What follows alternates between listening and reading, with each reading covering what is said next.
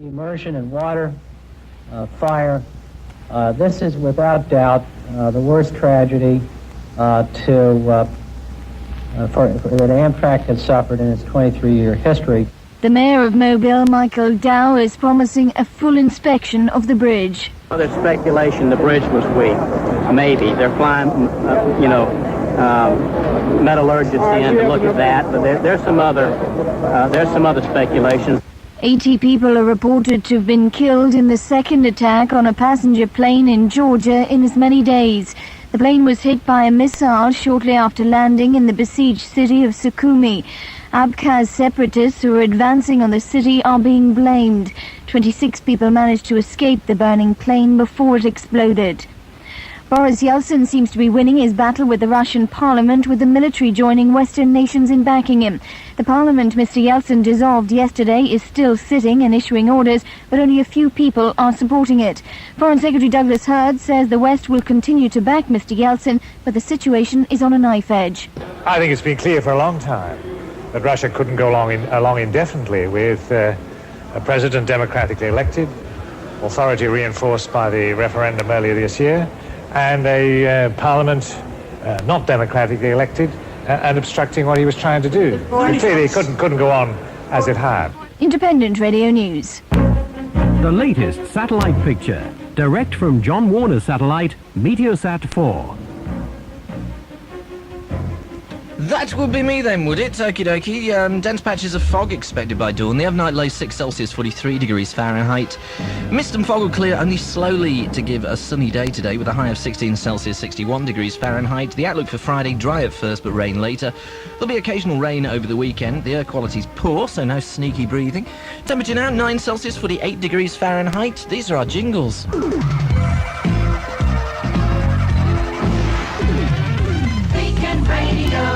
Okie dokie, me old culture lovers, it's the Midnight Line on Beacon and WABC. I have to tweak myself up a bit. There we go.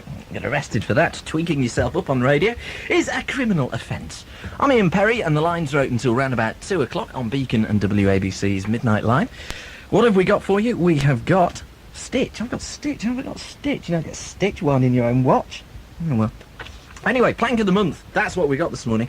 754-123 in Wolverhampton, 236-235 in Shrewsbury. All you got to do is nominate the person, or persons, or whatever group of people who you believe to be the biggest planks of September 1993, he said, hastily checking that he actually had the date right. I do, it is September 1993.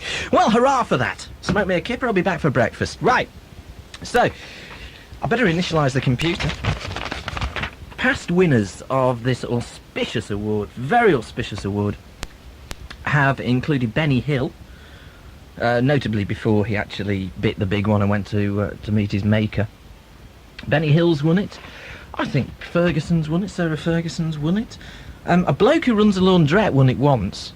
So it doesn't necessarily have to be somebody who's famous or somebody who's in power. You can nominate anybody you want to nominate, and if you agree with somebody else's nomination, ring up and say, I agree with that chap, because then they get more votes, you see. So whoever wins at 2 o'clock gets the much prized letter from ourselves saying that we think they're a total and utter and complete plank. They are the biggest plank of September 1993. And to date we haven't had one reply.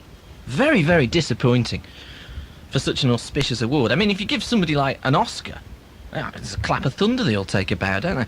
Well, if you give somebody like an Oscar, then you get acceptance speeches and stuff like that. And I haven't even had a thank you letter or anything. I mean, an acceptance speech would be very nice. I might put that in the other one, the next letter out, that if you wish to record an acceptance speech, we'd be jolly glad to play it for you. So whoever wins gets the letter, which they can treasure and keep and pass down the family as an heirloom. Is it an or a heirloom? I don't know. Who cares? Not important. What's important is who's going to be Plank of the Month, and that's down to you, the listening public, to decide. 754-123 in Wolverhampton, 236-235 in Shrewsbury. Now, my nominations, I've thought about this for at least the last...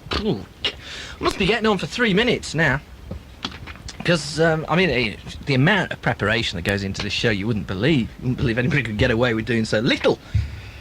It was about 11:30 tonight. I was walking out the door. My girlfriend said, "Well, what are you going to do tonight?" I said, "No, I don't know." She said, "You haven't done Plank of the Month." Ah, that's what I'm going to do, Plank of the Month. So this was actually prepared months, if not years in advance, that tonight would be Plank of the Month. Oh, all right.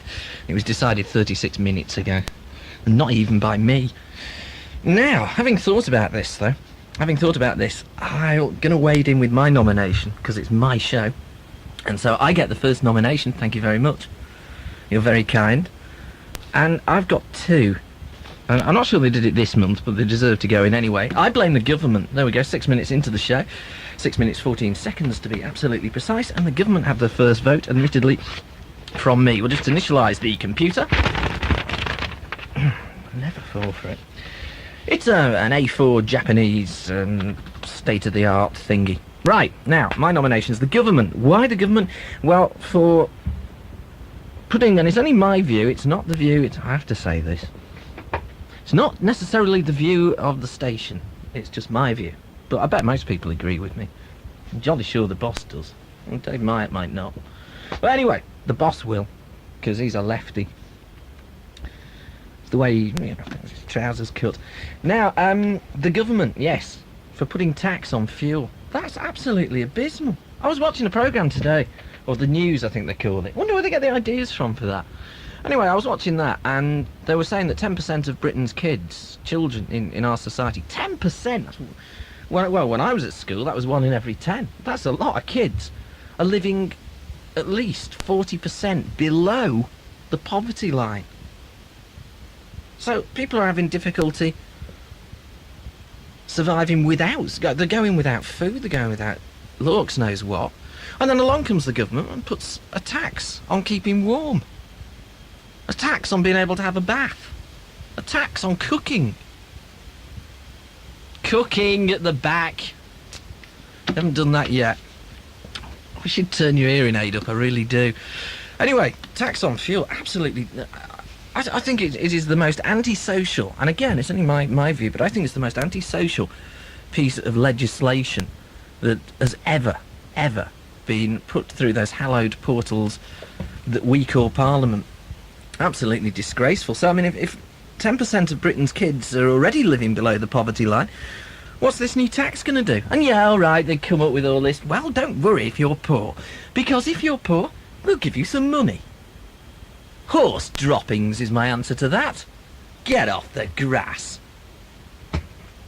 Oh, I wonder which particular breed of grass it was they were smoking when they came up with that one. So I think that is the most antisocial legislation ever, and I don't know how those people can go to sleep at nights. Actually, they probably don't. They're probably like the rest of us and sit up listening to this. So, good morning, government. That was me, Ian Perry, with yet another slanderous attack on yourselves for you to put into my file. Morning, GCHQ. And monitoring the show for the government at GCHQ this morning is Stephen. Stephen's on duty this morning, but he'll be relieved at 1 o'clock. He'll be very relieved because he can go home. And it's Stella, the lovely Stella, at GCHQ, coming in to monitor the show. So, good morning to you.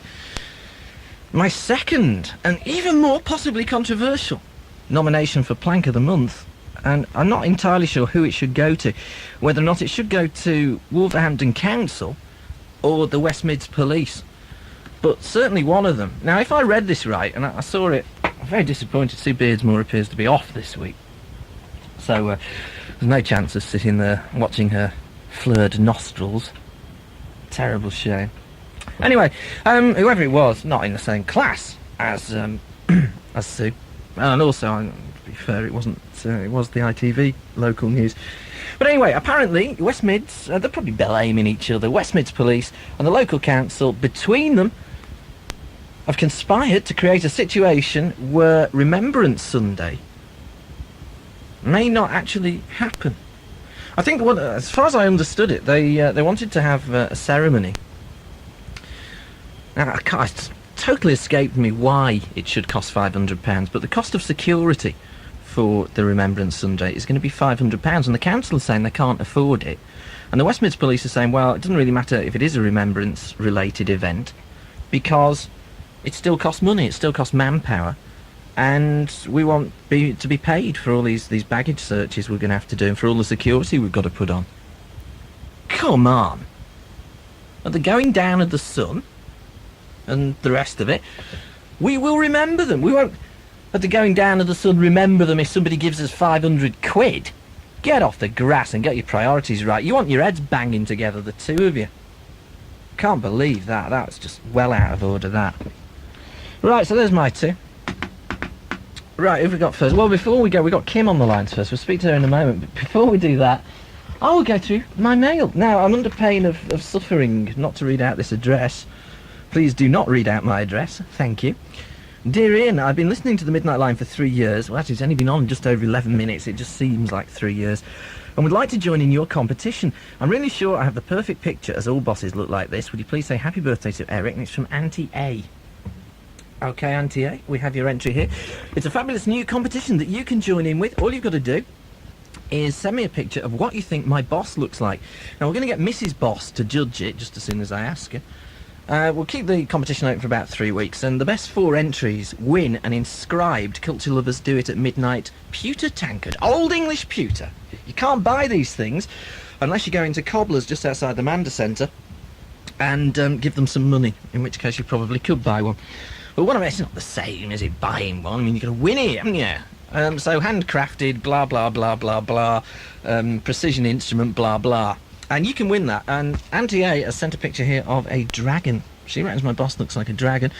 And the boss is saying, Ian, where are you? That's my little dragon-y voice that I just invented. So there you go. Thanks for that, Auntie A. And she's also sent a card for Eric, because it's his 70th birthday. Another card for Eric, because it's his 70th birthday on the 28th. Another card for Eric, because it's his 70th birthday on the 28th. Paul Murray sent one. He says, Dear Ian Perry, could you please pass this card on to Eric? Please wish him a happy birthday. I think his catchphrase is great. I also think your show is great. You're a very great person yourself. Some PR department writing about the bootleg Beatles. Very interesting. Another card for Eric. And an entry. I don't think you put your... Oh, yes, you did. You did put your name on it. It's very good, this. All you got to do is just look through magazines, and when you see a... It's from Fred, this.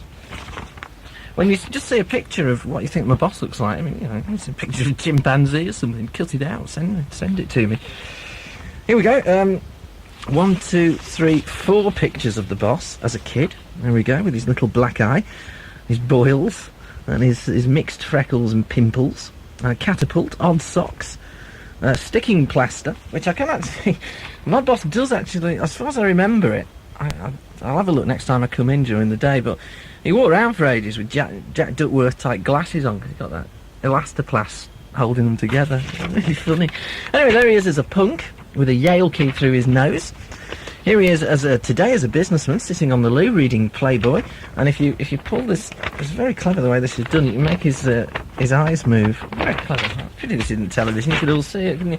And the future of the boss. He's lying on a park bench with a half-empty bottle of gin, with no job, no home, and no hope. There we go. Strangely prophetic. That's from Fred. Now, I don't know who Fred is, or why 79B658MP should be of specific relevance, unless it's a prison number. But I can't actually see that, because they usually have sensors on.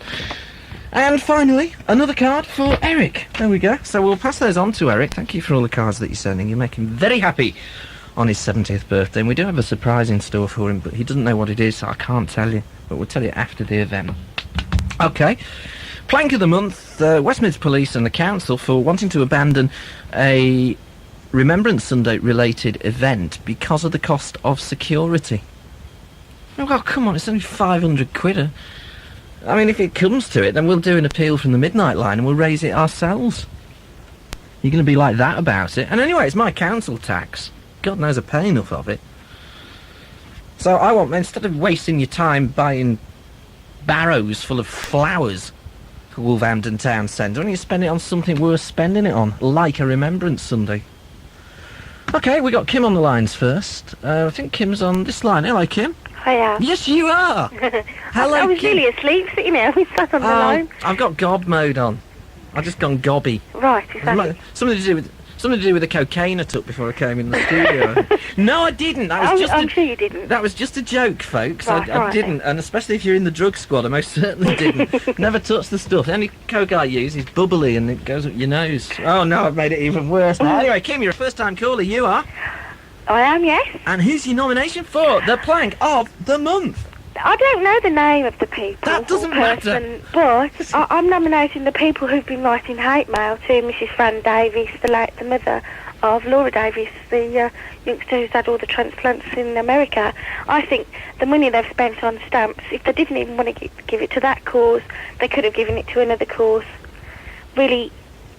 What have they been writing in the hate mail? I really don't know, but there's been some publicity this week, like that she's been upset that just after the transplants that she's had quite a considerable amount of hate mail saying that they shouldn't have gone on with the transplants, that they should have just let her carry on and die. I mean, as a mother myself of a 5-year-old daughter, I mean, we'd all like to live in an ideal world and say you shouldn't have let her suffer, but if it's your own child, you want to do everything that you can to help. Yeah, I think it's whoever's decision it is. It isn't whoever's writing the hate mail. Whoever's decision, it's got to be the parents' decision. Precisely. Because you know your kid best. Yeah. And there's no point in the rest of the world getting all judgmental about it. No. Why do people... I mean, it takes effort to write letters. That's it, isn't it? I've never written a letter of complaint to anybody. And when I heard that this had happened, I thought, it's so petty. And what does a stamp cost? I mean, I don't know whether she's received them in America or her family have received them in Britain, but really that money could have been put to better use. As I say, the hate mail money could? Yeah, I mean, even if they didn't want to give to that particular charity, they could have given it to something else. Well, I mean, it's a bit like me sending the Salvation Army hate mail, isn't it? You know, saying, I don't like what you're doing, I don't like your brand of Christianity. Don't you? I mean, what would be the point of that? Because they're doing it because they want to do it. So where's the point? I agree. And the situation with the appeal fund for Laura Davies is, I believe that it's rapidly running out of money. I know, it's such a shame, isn't it? It really is. What would you do? I mean, God forbid, but if you were in a similar situation, would you want to continue on with the treatment? I'd just do everything. I mean, I cherish my daughter and I'd just do everything possible. Because, I mean, she's so young. I know she's suffered, I know that, and obviously they've sat down and thought, shall we carry on? You know, they're in the position. But obviously they've got the strength to carry on, and they want Laura to have a very good life and quality of life. It's such a shame that she's suffered so much at such an early age. The nagging question I would have at the back of my mind, and I'm sure it's one that they've addressed themselves and come up with their own conclusions, but I would want to know, who are they actually doing the surgery for? What do you mean? Well, are they using her as a guinea pig? Possibly. I work in nursing myself, and all I'd say to that is possibly. See, there's a friend of mine died about, going back about 5-6 years now, and she had her kidneys packed up, basically. And they said to her that there's nothing you can do, there's nothing we can do to save you, but if you wouldn't mind us doing some exploratory operations while you're still alive, it might help us help other people. And she did it. Which is very brave of her, isn't it? I think it took incredible courage. Incredible. But she knew she was, she could consent to being used as a guinea pig, whereas a 4-year-old kid can't. Yeah. And then if you're the surgeon who wants to perform experimental surgery, you've always got that you need to do the best for your kid emotional blackmail in your armoury. Yeah, there is that. But I think it's so hard, isn't it, when it comes to kids, but I think your natural reaction as a parent is to do everything. I think so. You can't just let them, you couldn't just let her die. Yeah, but on the other side of the coin, a parent who is in that position and just say, well, I've had enough and I don't want my child to suffer, I've got just as much admiration for those as well. And you can imagine how much hate mail they'd attract. Yeah. So you're damned if you do, you're damned if you don't. Yeah, I just think that people should leave other people alone to live their own lives. But then again, it's like that the world over, isn't it? So... Well, if it was like that and we weren't judgmental, we wouldn't have a midnight line, would we? You're quite right. Yeah, I agree, especially like something like that. It's none of your damn business to keep your nose out. Listen, Kim, that didn't hurt a bit, did it? No, why? No, I'm just checking. I'm shivering because I'm in bed and I'm cold. Well, you're in bed? Yes. On your own? Yes, actually I am. You should get out more, you should. Well... Nobody to snuggle up to on a cold winter night? No, he's working away. He's down in Torquay as a chef. Ah. Is it a chef in Torquay? Yes. Whereabouts? I don't know the name of the place. Because isn't that where they shot the exterior shots for Fawlty Towers? I believe it was, actually. I don't know much about Torquay. I don't really... Dare I say I don't really like it. Yeah, you can say that. Yeah, I know it's a very popular place with Midlanders, but I'm not very taken with it. Problem is you need a pension book to get into the town centre on a Saturday afternoon. They have barriers up. I think you're probably right. Do you know that the Eskimos in America, the American Eskimos, when people get old, what they do is they wait for a huge storm to blow up, and then they march them out into the snow, and just leave them. Do they? Yeah, they just leave them to die, and that is why there is no Eskimo word for Torquay. Right. Straight into that one, Kim. Thank you very much. Okay. All right, do call us again. Okay, then I will do. Ta-ra. Thanks a lot, bye. Bye. Now, I just didn't mean to tell you something. The postcard competition, the captain was meant to come in and judge it last week. The reason he didn't, because I've spoken to the captain, the reason that he didn't come in and judge it is, it's quite strange really, but what apparently happened was he overslept. Now, he's not been sleeping too well recently because apparently the pensioners, and I'm sure we'll hear more about this on the free-for-all on Friday, but the pensioners have apparently started a rock and roll band, and they've been up practising most nights, and so consequently he's not been getting any sleep. So just as soon as he's caught up with his sleep, we'll catch up with him and finally put the postcard competition to bed. Okie dokie, 754-123 in Wolverhampton, 236-235 in Shrewsbury, West Midlands Council / West Midlands Police, Mrs. Fran Davis, or the people who are sending hate mail to Mrs. Fran Davis, and the government. There are nominations so far on Plank of the Month. 754-123 in Wolverhampton, 236-235 in Shrewsbury for your nominations. We've been out in the street asking you what you think about our travel service. Great. Very reliable. Makes me feel safe when I drive to work. They always get it first. They tell me about any accident. They seem to have the information before anybody else. Now, from Monday the 27th of September, something more to get you to work on time. The Beacon Radio Eye in the Sky. Yes, travel news relayed live from over the West Midlands. Sponsored by Blakemore Trade-Only Cash and Carries in Great Brickland Street, Wolverhampton, Bromley Street, Lye, and Bloxwich Lane, Walsall. Nursing Care Midlands are the specialist suppliers of products for nursing and residential homes. All requirements are catered for, including incontinence products, waterproof bedding, capital equipment, and medical sundries. Plus, there's a full range of furniture and hygiene products, and all with speedy delivery. And if you need advice, they'll visit you. Nursing Care Midlands are here to serve. So if there's something you need that isn't in stock, they'll order it for you. For reliable nursing products and professional advice from qualified nurses, call Nursing Care Midlands for a free catalogue on 0384 480099. That's 0384 480099. The latest travel club news from Beacon Radio. Travel in style to the Wolves versus Grimsby match on Saturday, the 25th of September with the Wolverhampton Wanderers Travel Club. There's refreshments and excellent prizes to be won on the way, including a fabulous VIP day out at the Molyneux for a future Wolves game. The coach departs at 10:30 a.m. and tickets cost just £8.50. To book your seat, call Amanda Davis or Joe Granger on Wolverhampton 23166.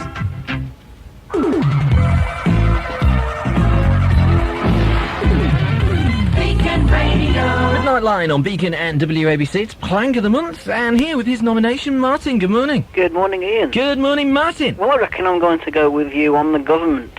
2 votes for the government? Yep, especially John Major for looking so smug all the time when he's got so little to be smug about. I wonder if it's not so much smugness as hemorrhoids.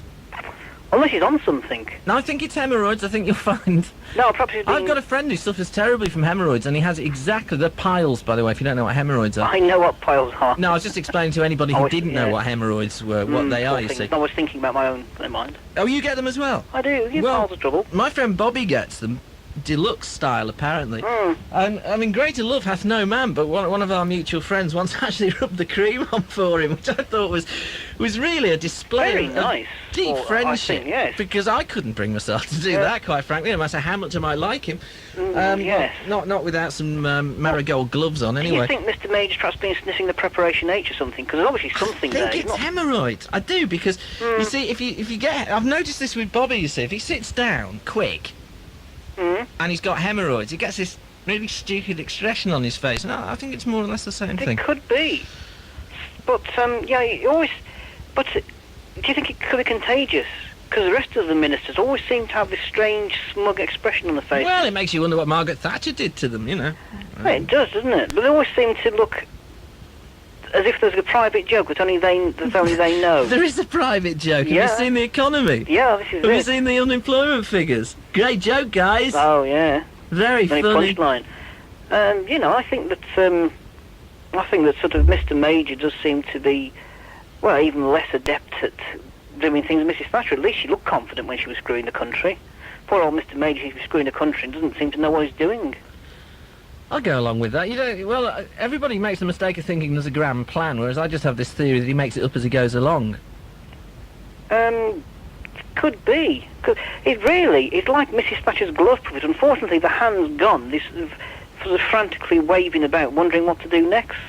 Well, we've got 17.5. Well, it will be 17.5% before long. I think it's 8% is it at the moment, 8.5. We got a tax on fuel. That's going to raise loads of money for the revenue. Hooray! I think people will have to start burning newspaper logs. Because, I mean, you know, seriously, I mean, people are going to have to start burning alternative fuels. So we finally found a use for John Major's Citizens' Charter. Well, Burn it and keep warm, folks. Yeah. Also, I'd like to nominate the Liberal Party.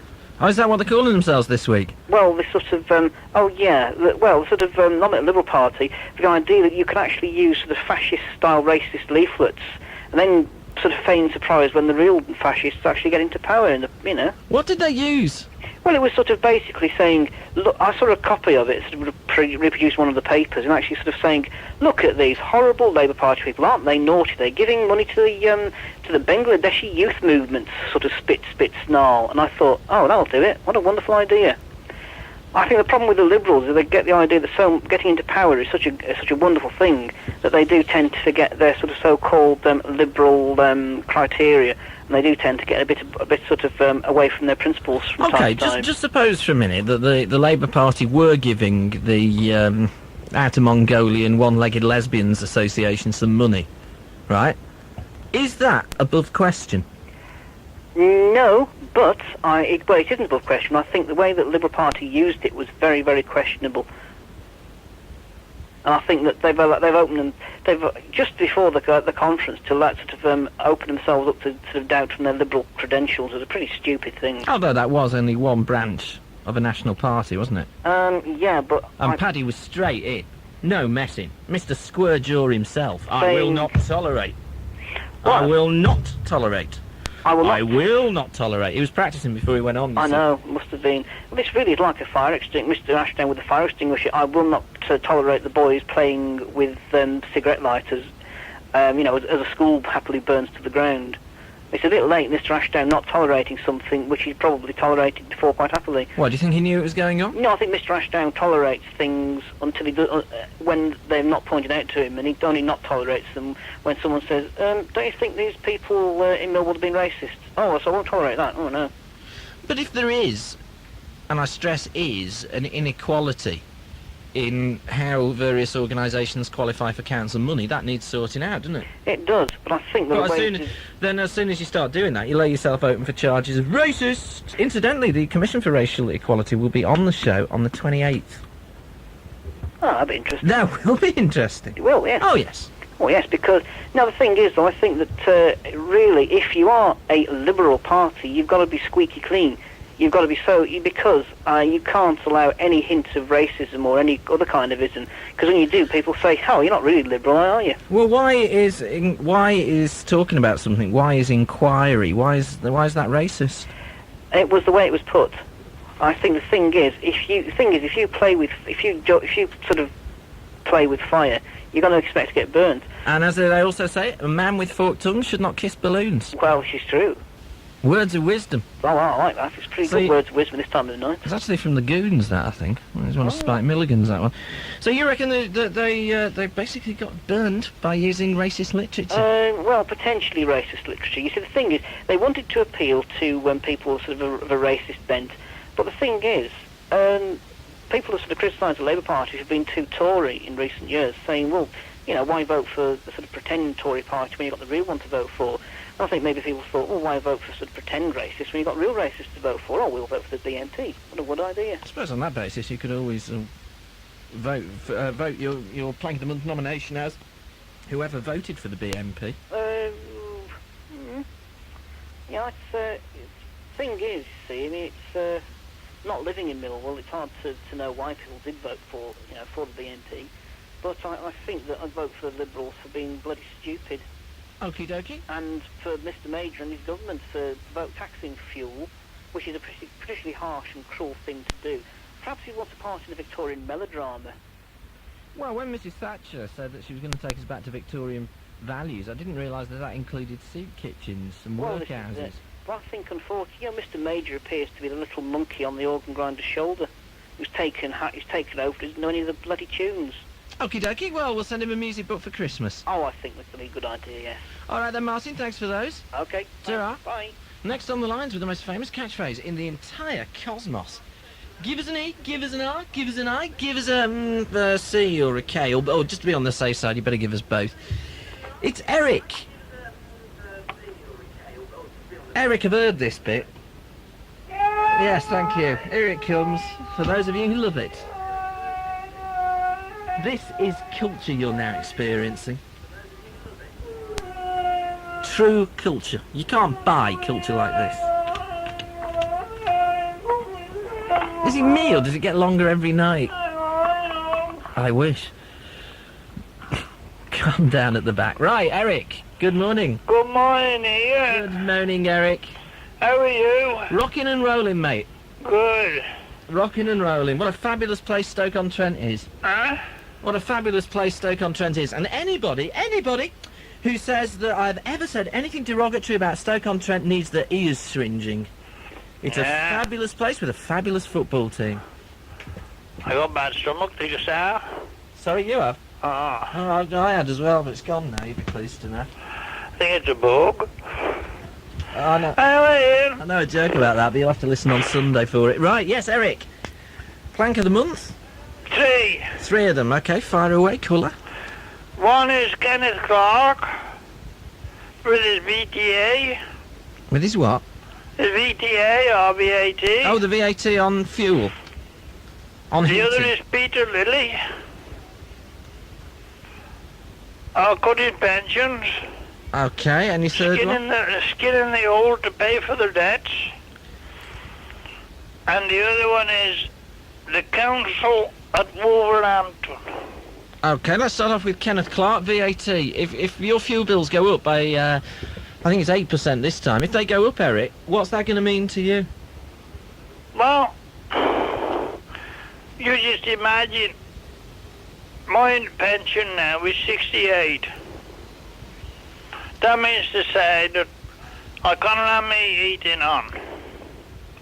I have to go to bed early. When it's cold, I'll have to go in the back or just stick to me gas fire.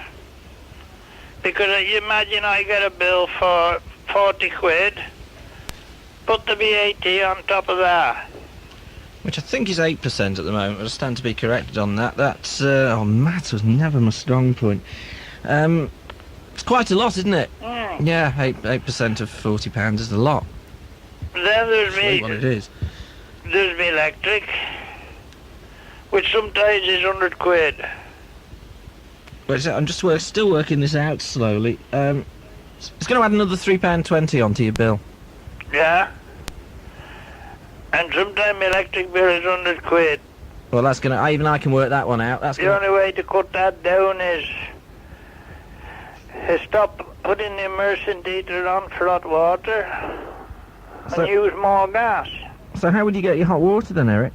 Well, I should have to leave the immersion heater off and what I want water for boiling and that is for washing up and for cleaning is put saucepans of water on the gas. Do you know, I think it was actually Nigel Lawson. Not Lawson, Lamont, that was one, Piggy Lamont.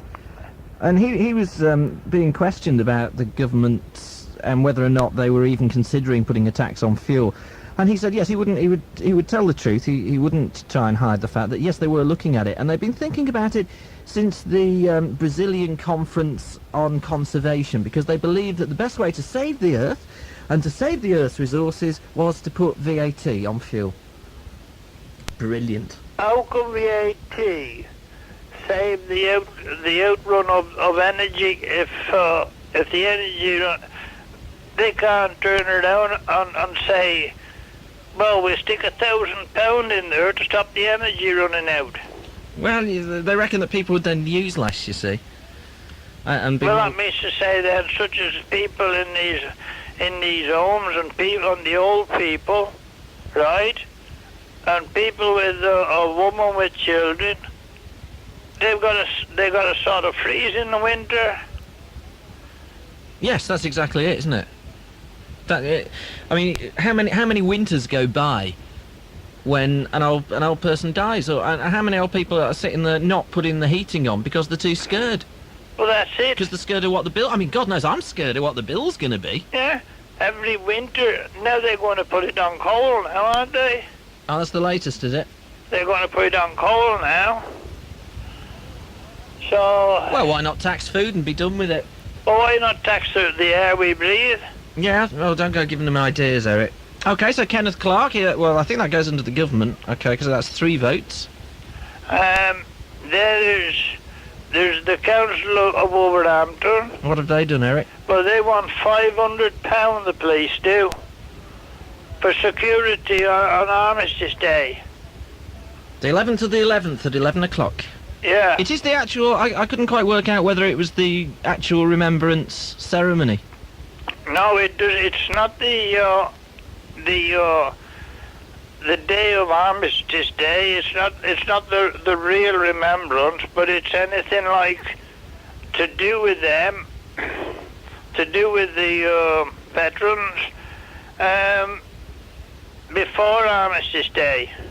Right, so it's a separate ceremony. It's a separate ceremony. And they want 500 quid. And they want 500 quid for these parades and that. So you've got a load of old boys who want to remember the friends who died in action. That's it. And we're too tight to stump up 500 quid. That's for the rising of the sun in the morn and the going down of the sun in the eve.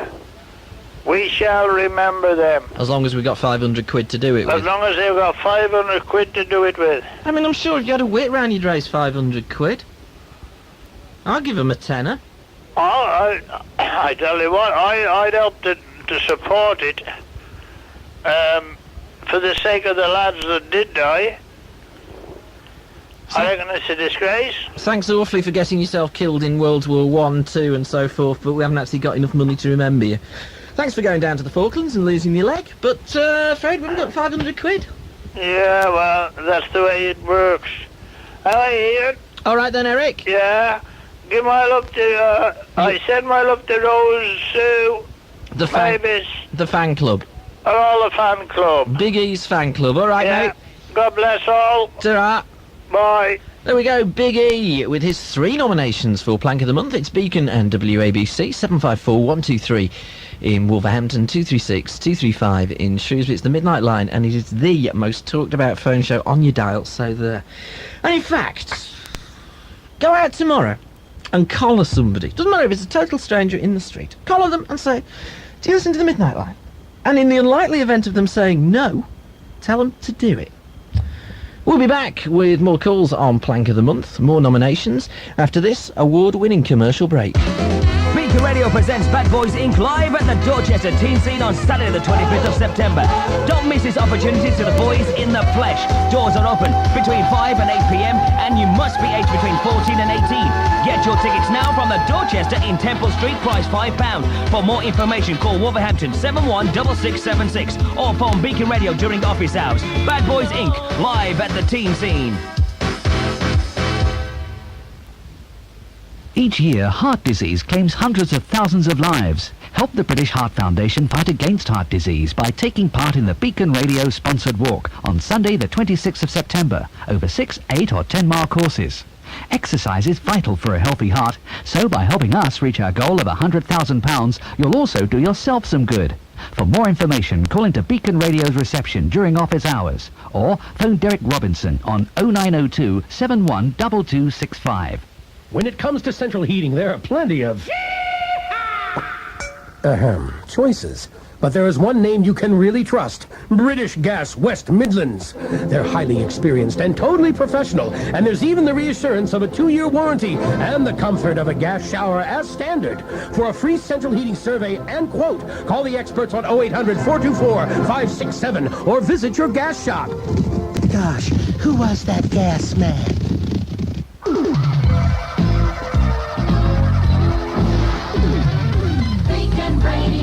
Midnight Line on Beacon and WABC. Next on the lines, on this line here, with a smile, a song, and probably a conspiracy theory if it's the right one. It's Lang. Good morning. Hello, mate. It is a smile, a song, and a conspiracy theory. It must be 5 to 2. No, surprisingly enough, not. No. Well, we take the calls in the order they come in, you see. I'm with you. Can I just say I agree with everything Eric said? What? And everything else that's been having a go at the government. What, even the bit about Martians are stealing his luggage? You even want to agree with that bit? Yeah, not quite, but it's quite true what he said. I'm sure that there's many a thousand soldiers, if they could see what had happened to this country in the last 15 years, they'd come back and shoot a few in this country. Well, I suppose there is an argument that says that when the soldiers came back to a land fit for heroes, yeah, if they could see the land fit for heroes 50 years on. Yeah, tell me, Ian, tell me. I don't think you'd have bothered fighting, would you? Hardly worth it, isn't it? I mean, why? I don't understand why two of the major economic players in the world are Japan and Germany. Yeah. Why do we let them back? That's right. Well, we paid for it all, haven't we? Very kind of us. We won, though. Yeah. Can I get on with my nominations? Please do. All right, then. Well, I agree with the government, so that's another one I've got. But the best one I've heard recently is it the Brinksmat security company? Now these were the ones that lost heaps and heaps of money in the Brinksmat robbery, wasn't it? Well, they've just lost another £250,000 in Broseley. Nice one, boys. How did they do that? Somebody nicked the van, didn't they? Oh, dear. Hey? Oh, dear, I mean, did you ever go through Broseley? Yes, I have been through Broseley, yeah. Well, you must have realised if you blink twice, you've gone past it, didn't you? So how did they manage to have £250,000 in a van nicked? They were delivering to a bank and 3 robbers held them up and took the van and the 3 guards.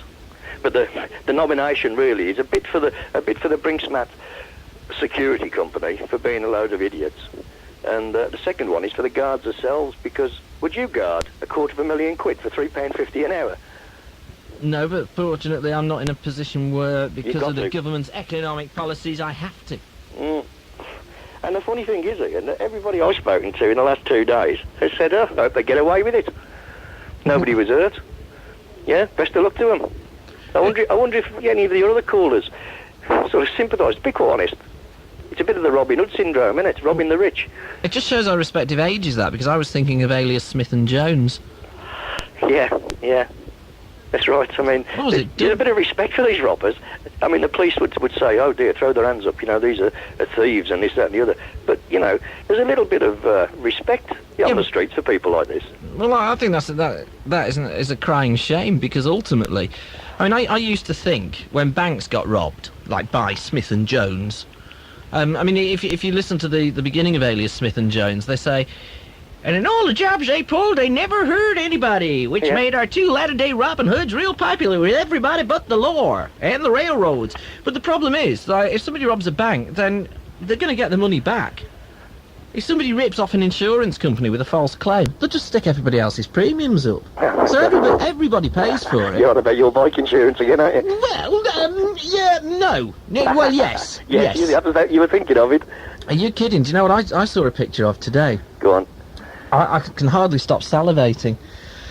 It's the new Triumph Super 3, and it's modelled on a cafe racer. And it is the most beautiful motorcycle I have ever seen in my life, and I want to marry it. Yeah. I had a 1965 Bonneville with a fiberglass tank on, rear sets, clip-on bars, 1.5" cut off each bar. Must have been a big bike, had your own bar on it. No, the handlebars, clip-ons, cut 1.5" off on that, so right. you've got short bars. Kid, we used to burn the roads down Bromsgrove as well. You must have heard the Bromsgrove Code. Oh, yes. True. Who hasn't heard the Bromsgrove? That was us, kid. That was you. You were well, no, I was one of about 80 of them. You were one of the mean, black leather jacketed... They weren't mean, Ian, actually. No. No, they were a good crowd of guys. And all the bikers used to meet up into Birmingham, and they were a great crowd of guys. I've often thought that if Steppenwolf ever re-released Born to be Wild, the bikers' anthem, you'd have to change it to Born to be Quite Nice, actually, and raise lots of money for charity. Well, no, because nobody used to argue with them, because there were so many of them, weren't there? Yes, there is that. It's a bit like being in the Masons, isn't it? Oh, don't tell me about that. Now, don't start me off on that, will you? Oh, no, let me go on. conspiracy theory going. Oh, the Masons now, is it? No, I ain't telling you nothing. And the second one, anyway... You don't know, my dad's a Mason. Is he? Yeah, and me mother. Anyway, let's get off I that. know the handshake, I do. Yeah? Yeah. What lodge is he in? You're not allowed to say, are you? Yeah, I'm just trying to think of the name. It's a guy... Ellesmere. No, it's Birkenhead. Is it Birkenhead? James Thompson Lodge. I've got a list, actually, of the Masons' lodges. I'll have a look his name up. James Thompson, he's an ex-worshipful master. Yeah? Yeah, XWM. Anyway, listen, Dr. Brinksmat... How do you know I'm not a Mason? I don't, actually. No, you don't, do you? Yeah. How do you know I'm not? Aha! Because you have not recognised... I mean, I can't shake your hand from it, can I? You have not recognised several of the verbal recognition signs that I've put out to you. Have you? Oh, thanks, Ian. No, I'm not a Mason. Anyway, listen, the second one is a bit racialist, actually. Oh, dear. It's against Brummies. Brummies? Yeah, Brummies.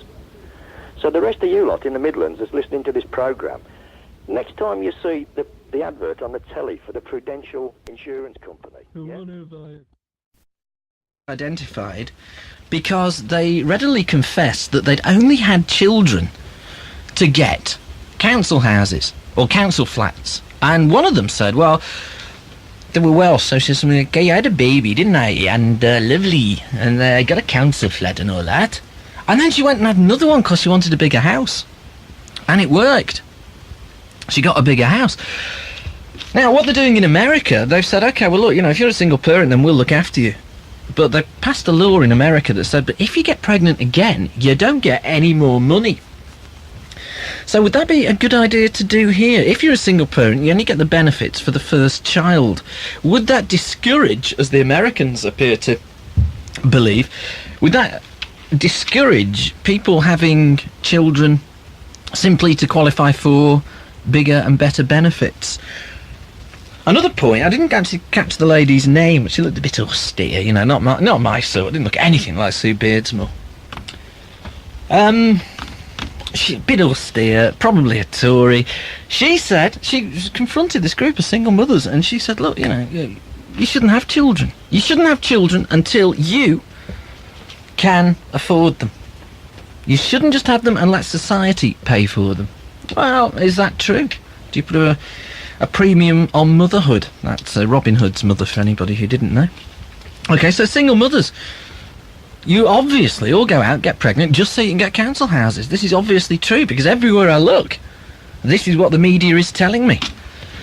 So if you want to comment on that, 754-123 in Wolverhampton, 236-235 in Shrewsbury. Now, I had a letter flood through the door, and it's from Andy. I won't give his surname.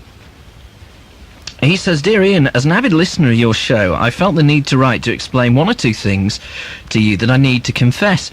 After listening to you on Monday complaining about your bike insurance, I came to realise that people like myself are one of the reasons that bike insurance keeps going up. If you've not already guessed it, I'm a bike thief, and quite a good one at that.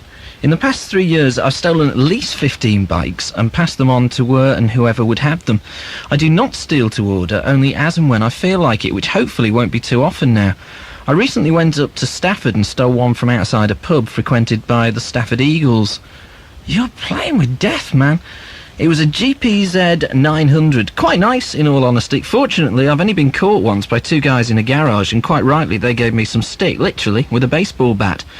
Yet that did nothing to deter me. Anyway, I do feel guilty for what I've done, but I can't turn myself into the police for obvious reasons. And would they do anything about it? I don't think so. I guess the only people that could or would teach me a lesson are bikers themselves, but I imagine they'd literally leather me to death. Your views and those of your listeners would be appreciated, together with any ideas on what I could do. And that's from Andy.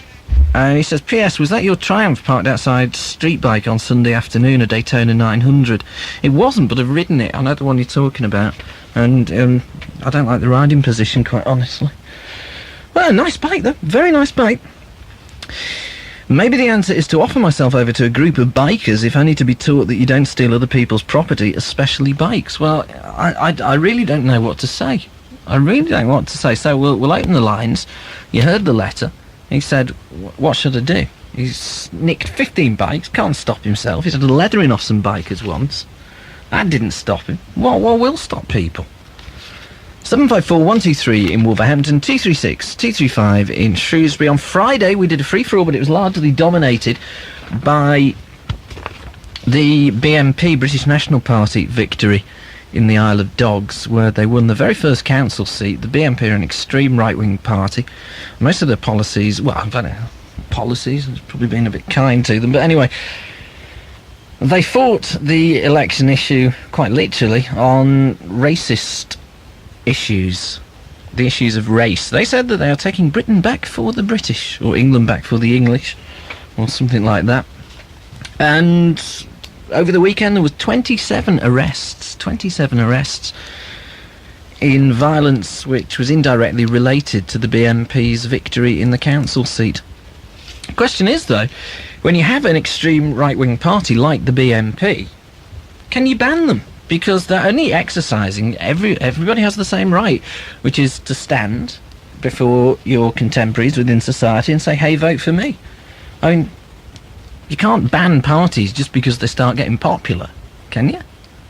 On that basis, then you might as well ban the Labour Party. Oh, they're not very popular, are they? Liberal Democrats, or Tories. I mean, you can't just go around banning political parties. You can't ban people's views just because they're not consistent with your own, can you? Or do you take the view that, well, in an extreme situation, as in the BNP, when that political party, if it ever got into power, would more or less scrap the democratic process, then you could argue that if a political party is a threat to the democratic process, then yeah, you may be able to ban it. I don't know, what do you think? Also, John Major is being sniped at. Poor John, can't go anywhere. He's in Japan at the moment, apologising for something or other. I don't know. When they should be apologising to us, really, shouldn't they? Anyway, John Major's over there. All the media attention's on John Major, questioning whether or not he's going to continue in office as Prime Minister. Should he stay or should he go? You might want to talk about that, or anything else that springs to mind. 754-123 in Wolverhampton, 236-235 in Shrewsbury. Before we go to the lines, the rest of the mailbag. Here we go. This is from Kings Winford. It's Edna Dunn. I think it's Edna Dunn, either Edna Dunn or Edna Nunn, one of the two, but you'll know who you are. Dear Mr. Perry, I like that bit. I listen to your show every evening. I was very interested when you spoke about wartime rations. Still haven't gone on them yet. Whoops. I'll be honest with you. I'm totally honest. As soon as I sort out exactly what I meant to live on for a week, I'll go on them. But at the moment, I think I'll just make a list and decide that's it and live on that for a week. I think only one of your callers mentioned the points we were allowed each month. When we received our ration books, we had to register with a grocer and butcher. The points we were allowed were used to get tinned food, i.e. meat and fish, sweetened milk and golden syrup, jam, etc. So many points for each item. From the butcher, as well as our ration of meat, if we were lucky, we could get offal, which was not rationed. Got it. Read it. Hey, been there, seen it, read it. And you could get liver and hearts and stuff like that. There was, of course, the chippy, which opened when they had the fish, and numerous cafes and snack bars where you could get dinner and sweet for 1 and 3. About 6p in today's money. So we didn't exactly starve, and we kept a couple of pigs, and when they were killed, we had our bacon coupons cancelled in our ration books, but the home-fed bacon and ham we had was out of this world. I hope you don't mind me writing. Of course I don't mind you writing. But I did want to make my point. That's what this show's all about. So thanks for that. I'm just going to write down a definitive list, say, that is it, and go on a diet. I mean, not a diet, go on wartime rations. Sorry, I've got diets on the brain. My girlfriend's on one. Lorks knows why. Loads of birthday cards coming in for Eric. There we go. So we'll pass those on to Big E. It's Big E's birthday on the 28th of this month. It's 70. He's 70 years young. So if you want to drop him a line, you want to drop him a Birthday card, that was the term I was searching for. Then just drop them to me, 267 Tettenhall Road in Wolverhampton, 28 Castle Street in Shrewsbury, and I'll make sure he gets them on his birthday, or as close as we can make it. Okay, it's a free-for-all on the Midnight Line at Beacon and WABC. I'm Ian Perry, and the lines are open till 2 o'clock, I should imagine. On this line here, we got Ken. Good morning. No, that's what we'll come to him in a minute. Which Ken's on this line then, is he? Yes, that's the one. Oh, this Ken? Yes. Hello, Kenneth. Hello, Ian. What can we do for you? Well, I was talking about you were on about the one single parents. Yes. Yes. Is this a media conspiracy? No, I think they're totally right what they say. I mean, they're scroungers, and that's all they are. What? Scroungers, women who have these kids, they get pregnant, they get whatever they like, and then they expect an house with 3 bedrooms and everything else. So now, yeah, I think the newspapers are right. Sod them. Give them nothing. But on the basis that anybody at some point could become a single parent, yeah, by divorce or whatever, then nobody'd ever have kids, would they? And the population would die. Depends on the women. There's a lot of women out there who want to, we go to be with this bloke, whatever, all this and that crap, And they go to be with these blokes, and then they think, oh, dear, I'm pregnant, and I need a 4-bedroom house or a 3-bedroom house or whatever, or like that, so sod them. What, you believe that people consider it their right? Yes, they do. Often they do. They think, I deserve this, I deserve that, they deserve bugger all. I'll tell you what they deserve is a homeless place, that's what they deserve. What, took them out into the snow with the kids? Yep. On Christmas Eve, presumably? Yep, that's what I'd do. You're a very hard-hearted man, you are. Yeah, that's because isn't the way that our society is constructed, isn't the way that the job market is constructed, doesn't that preclude single women from being able to go out and support themselves? It's tough on them. They get themselves pregnant, they get themselves whatever they want to get themselves. It's up to them. It's up to anyone else who's living in that state. They get themselves pregnant, they have a kid, and a tough luck. So then if a family looks like it's going to be split by divorce, then the woman should stay with the husband just so that she can avoid the stigma of a single motherhood. Why?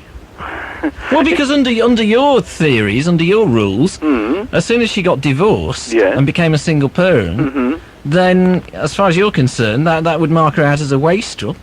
No, that mark her out as being a total prat. Anything else? What, for getting divorced? No, it could be her own fault. I mean, you put it down to it. If any bloke rings in tonight and he says he got divorced by a woman who had 5 kids, 3 kids, 2 kids, whatever, right? Now, she will always blame that bloke for getting divorced. She would say it was his fault, he had an affair, he had this, he had that, right? But at the end of the day, it's always the woman's fault. Always? Divorce is always the woman's fault? I don't believe you. No.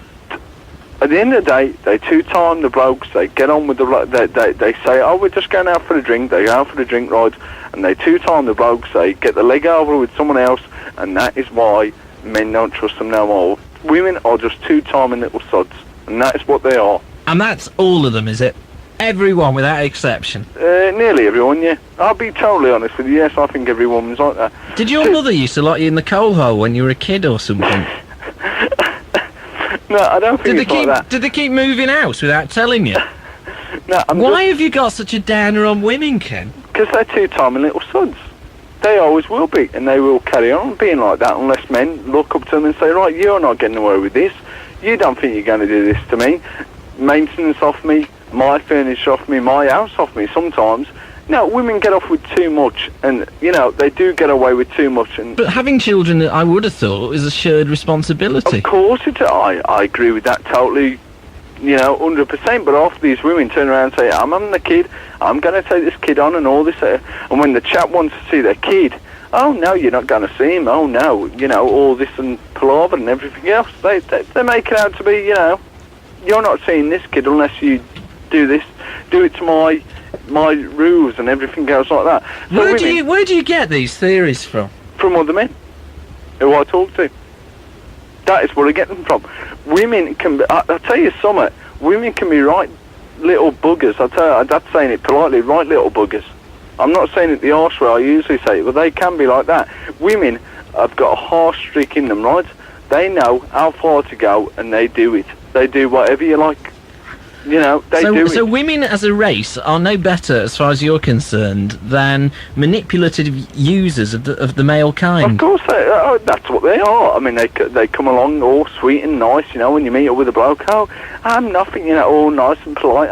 You know, and when they get you into bed, they screw you, whatever, pardon my expression, screw you to death, right?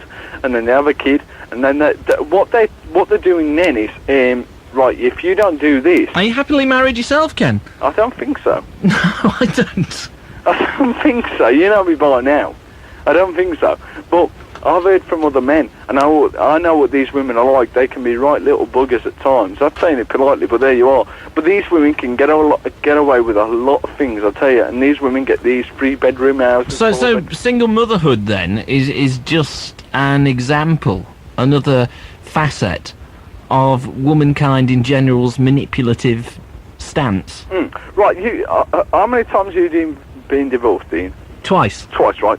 Now, you know you've been divorced twice, right? You know what women are like. They can be right little sods when they want to be. And blokes can't? No, men are totally honest and everything. I think men are totally honest. These women, they have a child to this man, and then they... You know, oh God, we can do this, we can do that to them. If you don't see the child, then we can do this and do that. And women are like that. They can be right little sods at times. I don't know what the feminist equivalent of a fatwa is, but you've probably got one out on you. No, I probably have. I mean, these women, they all talk at times. They all blab on, we're going to do this, we're going to do that. And half the time, they know bugger all. They know nothing. They've got no brains whatsoever. I mean, most of the women, they have to go to solicitors and ask them, you know, what should we do on this advice? What should we do on that advice? And you have to ask all these solicitors all these things, right? At the end of the day, women have got no brains whatsoever. They've got a child, they've got a 3-bedroom house, or they have a couple of childs and have a 4-bedroom house, right? And they have to go to a solicitor and ask them, oh, what do we do in this situation, please? They send the bloke a letter, right? And oh God, you know, there you are. They've got another male solicitor or a woman or whatever representing them. So as far as you're concerned, women in general are leeches? Yeah, that's what they are. They're after the money, they're after the house, they're after the furniture, they're after everything what women can get out of. Okie dokie then. Hang on, there's one more. There's one more, there's more? Yes, there's more. Great, yeah, you know right. The British National Party? Yes. Right. Before we go off right now, what people want to vote, they want to vote. At the end of the day, if they want to vote British National Party, it is up to them. Now, if violence springs out in Millwall, like it did, right, that is up to the people who vote for the British National Party. I think a lot of people in these days going on, they're getting a bit fed up with the immigration laws, they're getting a bit fed up with these people getting the houses and everything else like that. But that's myth. That is myth, and it's been shown to be myth. How is it myth? It's myth, but unfortunately people tend to walk around believing it. No, it's true. Did you hear that guy who had his toilet changed round because he couldn't? What was it? He couldn't pray to Allah or something like that. I couldn't remember. Yeah, but I remember that. That was in Bradford. And that's right. Yeah, but the council said, well, what we were going to do is his bathroom was due to be done out anyway. Yeah. And it makes no odds to us to comply with his wishes. It doesn't cost us anymore. But then the national press, the right-wing media, get hold of that and turn it into a racist issue. Would you turn around to me right now and say, I've spoke to a number of people tonight, and the other night, when the BNP got, you know, voted, and they said, we are second-class citizens in this place. That is what we're feeling right now. They can go for a job, right? And they can say, oh, you ain't got the job because, you know, you haven't got enough qualifications. The black man can go for a job and he can have them up for races. But isn't that just blaming your own inadequacies on scapegoats? No, I don't think either. I think you've got to stand up and think of it this way. We are white people. We can't go to the Race Relations Board and say we will race. Yes, you can. We can't. Why not? White is not a colour to them. To black or Asian people, that is a colour. That is what they stand up for. But when the blacks and the Asians go to the Race Relations Board, oh, it's fine. Yeah, we can do them for, you know, being racist. But what the hell's wrong with us? These people, they get away with it so much, and I think why they got voted in that night is because people have had enough. Not petty prejudice fueled by jealousy, then? No, they've had enough, and that's all they can take. They're thinking, right, we've had enough of all this. They're getting away with murder. that they walk around, they take our jobs, they take our houses, and all that, and we can only take so much, and that is why they voted the BNP in. That is the only reason they voted them in. Why? So nothing to do with their own inadequacies? No. Why is it? You talk to a lot of white people these days. Now, they won't say openly, but they will say it when you're talking to them on your own. Yes, we are racist because of the one thing. They get away with so much. They don't get slapped on the hand like we do. They get away with a lot because when they... Let's say they got... Give me some evidence of this. What do you base this on? All right. If a black guy pulled up in a car, right, 2 white coppers got out, right, and said, right, we're going to nick you for speeding, right? The black guy can turn around there and then and say, oh, you're being racist. You're doing this because I'm black. I mean, he might be in a BMW, right? Oh, you're being racist because I'm in a BMW, I'm black, blah, blah, blah, right? To which the policeman would reply, no, we're not, we're doing that because you were speeding down the station, laddie. When the solicitor comes to the police station, right, and he says, why did you stop this guy in the car? And that guy, the black guy, turns around and says, because they were being racist. Now, what have the police got to go on? Oh, we weren't being racist, we stopped him on a speeding charge, and that is why we stopped him. But this guy has got an overall advantage saying they stopped him because he was black. That is what they always say. It's like when a black shoplifter, gets caught in a shop. Oh, you're doing me because I'm black, I'm racist. There's one thing about your theories, Ken, at least they're consistently crackpot. No, they're true. I'll tell you what, Ian, you go on Wolverhampton Town Centre tomorrow, right? You ask any white person in the town and they will agree with me. They get off with a damn sight more than we do. We can get nicked over something like that, right? For a black person, he can get nicked over, he can't even get nicked because he's always got that racist there. He can turn around and say, oh, the coppers nicked me because I was racist and black and all this and that, right? But when it comes to us white people, oh no, I'm sorry, Listen, Ken, I've got to move on, but you'd be interested to know that the Commission for Racial Equality will be on the show on the 28th. That's a week tomorrow. Will he? Well, they. They will. Yes, it's not one individual person as such. Yep, so they're going to come on and say all the crap they want to say? Well, you do. No, well, what do you mean? I'm coming out with the truth. So if they want to, if they're coming on, when is it? Next week? No, week tomorrow, yeah. Well, I'll ring them up and say what I want to say. Okie dokie, we'll look forward to that. Okay then, bye. Right. There we go. Ken, a smile, a song and a crackpot theory or two. 754-123 in Wolverhampton, 236-235 in Shrewsbury. If you want to reply to any of that, we'll be back after this award-winning commercial break. We've been out in the street asking you what you think about our travel service. Great. Very reliable. Makes me feel safe when I drive to work. They always get it first. You tell me about any accident. They seem to have the information before anybody else. Now, from Monday the 27th of September, something more to get you to work on time. The Beacon Radio Eye in the Sky. Yes, travel news relayed live from over the West Midlands. Sponsored by Blakemore Trade-Only Cash and Carries in Great Brickland Street, Wolverhampton, Bromley Street, Lye and Bloxwich Lane, Walsall. Nursing Care Midlands are the specialist suppliers of products for nursing and residential homes. All requirements are catered for, including incontinence products, waterproof bedding, capital equipment and medical sundries. Plus there's a full range of furniture and hygiene products, and all with speedy delivery. And if you need advice, they'll visit you. Nursing Care Midlands are here to serve. So if there's something you need that isn't in stock, they'll order it for you. For reliable nursing products and professional advice from qualified nurses, call Nursing Care Midlands for a free catalogue on 0384 480099. That's 0384 480099.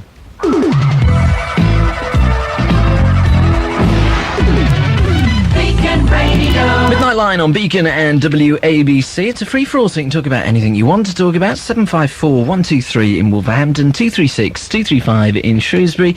Next on the line, she's a first-time caller. Sarah, good morning. Hello, Sarah. Hello. No, I'm Ian. I want my saying. It's okay, don't worry about it, because what I've done at this side to make things easier for you is I've made myself a little name badge. Well, thank you. With Ian written on it. There you go. That guy you've been speaking to, he has made me so angry. He's just a complete nutter arsehole, excuse the word.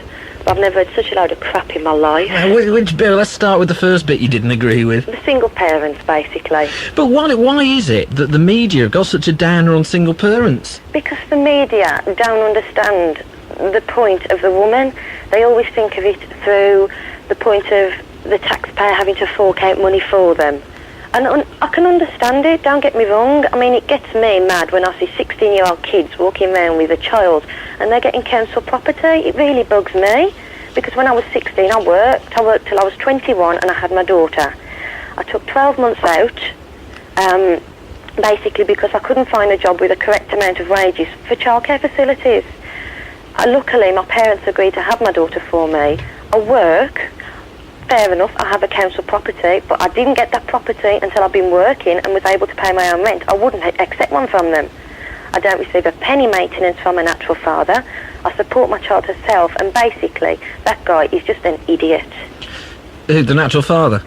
Oh no, Ken, that's Ken, what you sorry. were Alright, two things there. First of all, have we all forgotten our little R word, which is responsibility? Yeah. Do you think by and large that's true? Fair enough, responsibility, but from my personal point of view, Ian, I was taking precautions. I was very adamant of a natural father. I wanted him to take precautions. I begged him to take precautions, and I wouldn't have sex with him for 3 months.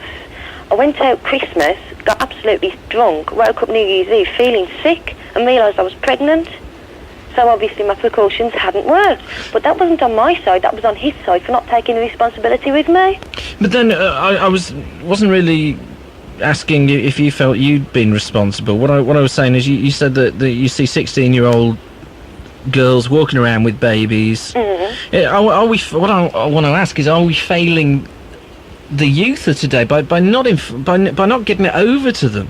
Yeah, but you can't. The responsibility of parenthood. You can only tell people so much in, and after a certain point they've got to be responsible themselves. And unfortunately there are these silly little girls, and I admit some of them really, really get me angry because they're so stupid. They think they fall in love easily, they meet the man of their dreams. They don't realise they're going to end up pregnant because they're stupid. There are two types of single parents, and everyone classes you the same, and there's two different sorts. There is the sort that will scrounge, and I can't stand to be associated with those people. Now, what's your circumstances at the moment? Are you working? Yes, I work. Do you find it difficult, or did you find it difficult to find a job? Let's put it like this, I've got the feeling if you want the jobs, you can find them. I've never ever been out of work, only, like I said, to have my daughter for the first 12 months, because I think you do need to take time out with your kids. So you're a self-supporting single mother? Yes, and I am not ashamed of what I am. I have a 2-year-old beautiful little girl. I don't receive a penny from anyone, only myself. I pay my own rent, my own community charge.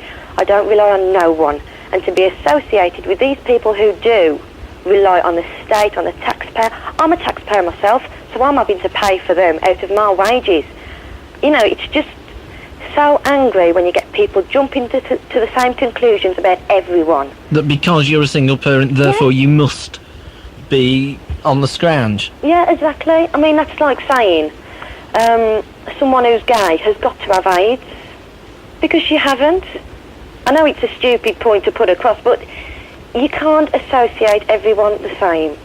It's like I said, people who do go out and get pregnant, yeah, I can have... I mean, and where he gets this, you get a 3-bedroom council house, he's just talking through his backside, because you don't get that. You're dumped in a 1-bedroom flat. But that's something that ties in very nicely with Friday night's discussion about the British National Party, that people will get hold of these myths, and then they're absolutely unshakable, that these myths are actually transformed into hard fact. Yeah, well, all I can say about that fella is, if he would have ended up... Obviously, there's no one out there stupid enough to marry him, but if someone was out there and did marry him, got 2 kids, she might die, walk away, leave him with 2 kids, he'd be a single parent. He'd have exactly the same problems that I had, but I've managed, and I'm sure a damn sight more people out there could manage. But then again, it's all down to responsibility, and whether you want to be a scrounger or whether you want to be a self-supporting parent. And you plump for the self-supporting parent. Is there more, maybe, that government could be doing to encourage single parents? I mean, I don't mean encourage them to be single parents. I mean, once they are single parents, to encourage them to work. I mean, it seems to me every league table I read about creche facilities, it's just a we're joke. at the bottom. Yeah, the creche facilities, childcare, anything in this country is basically just a joke. You can't get a decent childminder now under £55 a week. You're looking, the majority of wages nowadays, that's basically a third of your wages gone. And if you earn over the amount to be able to afford that childminder, you've got to pay full rent, full community charge, and I can understand why a lot of parents don't go back when they've got a number of children, because they're just worse off financially. But then So where's the there is no incentive? No, but what that fella didn't realise is it's perhaps like him who go around accusing women of screwing everybody else. It takes two to tango. 3 with inflation. Exactly. And they should be as responsible as these girls, and they're not. So you can't just blame the mothers. You said that the natural father doesn't pay a penny in maintenance. No, because I don't want it. It was my decision. When I found out I was pregnant, I says, I'm having a baby. It was, how's it going to affect him? What are people going to say? And I says, well, go away then, I don't want to know. I thought he loved me, he didn't. As soon as you put that in front of them, you're going to be a dad. It's, my God, how's it going to affect them? It was my decision, I've never once regretted it. He's tried to send me money, I've sent it back. If I wanted to, I could be a complete and utter cow and sue him through the courts for maintenance. But that means that I wouldn't be able to hold my head up high and say that I look after my child myself, because I can. I can walk into the streets tomorrow, hold my head up high, all the clothes on my daughter's back I've paid for, and I am proud of that fact. So you've got pride and you've got dignity. I think that's great. And I'm not ashamed of what I am. And for that man, well, I can't even call him a man because he just belongs in the gutter. And I hope he can hear me, because I hope it never happens to him what happens to a lot of these young girls. It's highly unlikely to, because he's bent as a 9-bob note. Well, I couldn't believe a man had put up with him, basically. He's such a prat. I love it when my audience fall out. Well, I'm sorry, but... It's my favourite bit. I'm really sorry, and I don't mean to bring it out onto the air in your show, Ian, but basically he's just an idiot. Okie dokie. Listen, we wish you luck, Sarah. Thank you very much, Thanks for calling us. Okay, then. It's off your chest now. Thank you, Ian. Ta-ra. Bye-bye. There we go, Sarah. She was a first-time caller to the Midnight Line at Beacon and WABC. Just shows you all you got to do to cruise the airwaves of Shropshire in the West Midlands. Pick up your phone, you dial 754 123 in Wolverhampton or 236 235 in Shrewsbury. Right, who's next? Next, we have Mr. W. Nutt of this parish. Good morning. Ha ha ha! Aha. Morning. Firstly... Yes? Liverpool. Shut up. I know. Shut it now. I'll shut it now. Everybody's saying, you know, what about Bruce Grobbelaar? Well, I'm not bothered about that. I understand how he feels. I'm not bothered about it. I wasn't on about that. I'd have bopped a lot of them. I was on about the campaign to take out all the Ankles Brigade. Oh, yes, this would be Messrs. Ruddock and Julian. Oh, yeah. Julian Dix, yes. That's it. Apparently. Very well. Never mind that. Well, where's it going to get him? Nowhere. Well, it's going to get him bottom of the disciplinary league. And they've already showed, I mean, if you can't stop the Toffees scoring. I think the theory was, right, that what we do is our back four, right, consists of Ruddock, Dix, yeah? Yeah. A T-34 battle tank, and some anti-personnel mines. Is that all? And I think this is the theory, yeah, so that nobody will actually want to come into our half. Well, that's a general idea, isn't it? Because you think about it, if you're a footballer and you want to score, you've got to want to score, haven't you? You've got to run forward and be forceful and get near the goal. Absolutely, whereas if you knew you were up against a T-34, some anti-personnel mines, or more importantly, Dix and Captain Haddock, then you ain't going to go near, are you? You're just going to stay in your own half with your hands in your pocket, going, wishing the final whistle would blow. That's the theory. It won't work. It won't work. No. Oh, well, never mind. Racialism. Yes. Yes. It was a bit very controversial Friday night. I think myself that people are probably looking for a scapegoat because of the way the situation is at the moment. No work, no the NHS and everything being cut back, and they can't get these handouts anymore, and now they're looking for somebody to blame. And this nationalist party has always been there at the background, and now suddenly they're coming forward, and people are believing in them. I read a couple of articles over the weekend. One was really interesting. It said that although there might be a slight resurgence of right-wing interest in Britain, it reckoned that Britain could never become a fascist nation because it's not had the same experiences as other fascist nations, and it reckoned that one of the most important contributory factors in a nation embracing fascism was that it had to lose some world wars Yep. It had to lose wars to get its national pride dented and to form a rallying point. Very true. But if you look back, I mean, what you basically said, you could have been describing Berlin in 1930. That's right. But I just hope to God it doesn't accelerate. I think it's going to get worse before it gets better. But so it doesn't go too far. Are there any positive benefits to what's happened? I don't know. See, the only ones I could think of was that it's going to force the mainstream parties to confront issues like race. Well, this is what they've got to do, isn't it? They've got to come forward and confront it, because if they don't, if they just let it lie in the background, then it is going to get worse. They have to destroy the myths. They have to, this is it, they have to destroy the myths. And John Major ain't exactly helping things at the moment, is he? Well, he's not doing anything I don't think he's being seen to do anything to help the situation at all. Well, he is in Japan. Oh, well. Well, you have to if you're a Prime Minister, don't you? But yeah. I mean, all Paddy Ashton's done is look to... He said, right, we'll find out who's the racists are in our party and get rid of them. That's it. I mean, does that mean that then... What would go to get rid of it, is it? If there are racist undercurrents bubbling away in society, we're not going to address them. Is that what he's trying to say? I think that's what he's trying to say. And that if we just put our fingers in our ears and shut our eyes and hum very loudly, it'll all go away and it won't be a problem. Yeah, well, I think that's what the majority of the people are looking at, but I don't think it's that easy. I think it's got to be addressed and be sorted out properly. And it's only the powers that be, they're going to make it, bring it out and try and make it work. How do you do that, then? Well, I don't know. I think they've got to actually get into the community and, and get people together. We've got to sit down and talk, the people involved. I think that your probable start in the Isle of Dogs is to destroy the myth that if you're a Bengali, you walk to the council and they give you a house. Yeah. Well, that's wrong for a start, isn't it? I mean, they call it ain't happening. No, well, it isn't. They call it a multiracial society. But the thing I think that they've done wrong, and they're still doing wrong, is they put all ethnic minorities and coloured people, black people, whatever you want to call them, they put them all in one area. We've got an area down here, Hadley, they're all in the one area. Why?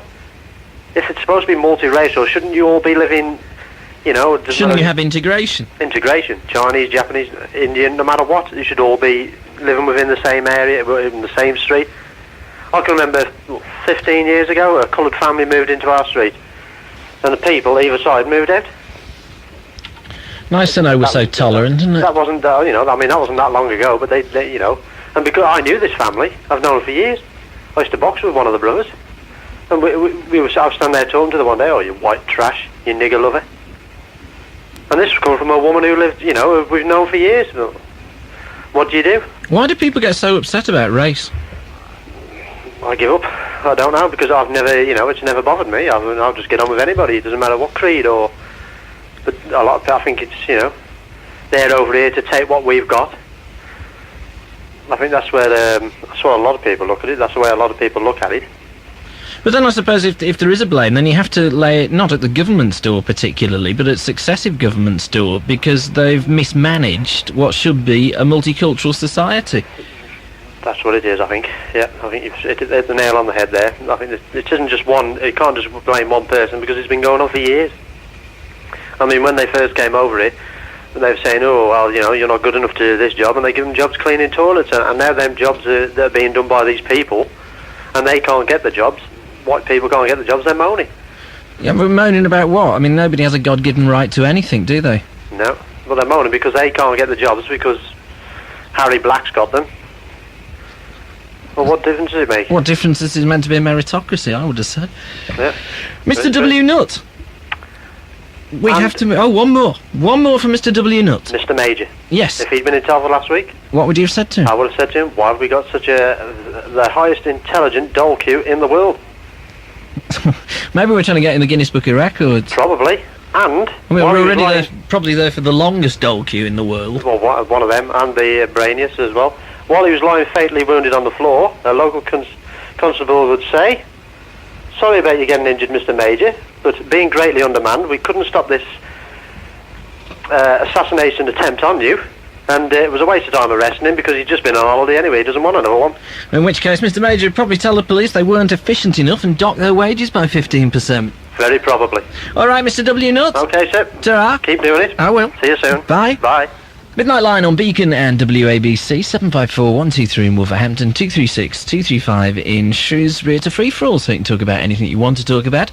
And we'll be back to the lines after these. We've been out in the street asking you what you think about our travel service. Great. Very reliable. Makes me feel safe when I drive to work. They always get it first. They tell me about any accident. They seem to have the information before anybody else. Now, from Monday the 27th of September, something more to get you to work on time. The Beacon Radio Eye in the Sky. Yes, travel news relayed live from over the West Midlands. Sponsored by Blakemore Trade-Only Cash and Carries in Great Bricklin Street, Wolverhampton, Bromley Street, Lye and Bloxwich Lane, Walsall. Nursing Care Midlands are the specialist suppliers of products for nursing and residential homes. All requirements are catered for, including incontinence products, waterproof bedding, capital equipment and medical sundries. Plus, there's a full range of furniture and hygiene products, and all with speedy delivery. And if you need advice, they'll visit you. Nursing Care Midlands are here to serve. So if there's something you need that isn't in stock, they'll order it for you. For reliable nursing products and professional advice from qualified nurses, call Nursing Care Midlands for a free catalogue on 0384 480099.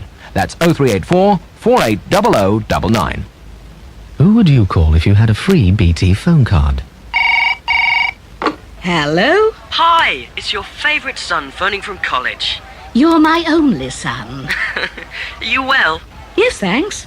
And how's the garden? Fine. And is Dad okay? You can have a free BT phone card. There's a voucher with every McDonald's Big Breakfast, bacon and egg or sausage and egg McMuffin.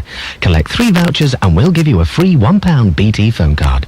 So, how much do you need? What? You heard. For a limited time while stocks last at participating restaurants. See in-store rules poster for details.